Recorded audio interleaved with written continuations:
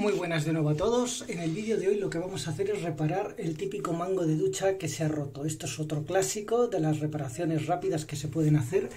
Y lo que tenemos que hacer es, comprando una pieza que sea sustituta, vamos a desatornillar por ahí ese tornillito que tenemos ahí para sustituir esta pieza. Fijaros como ya queda.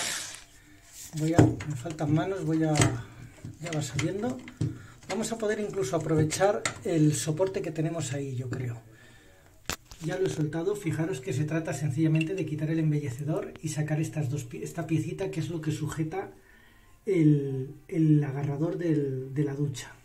Si queréis sustituir lo que es la pieza antigua, lo único que tenéis que hacer es desatornillar esa pieza. Pero si por la distancia o por lo que sea queréis aprovecharla, pues sencillamente cogéis la parte que queráis de aquí, en este caso va a ser el brazo, y lo atornilláis.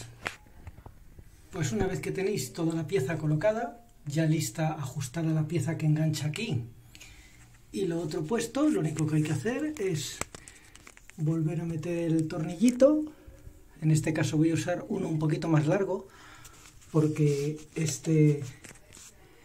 este le viene bien para que llegue.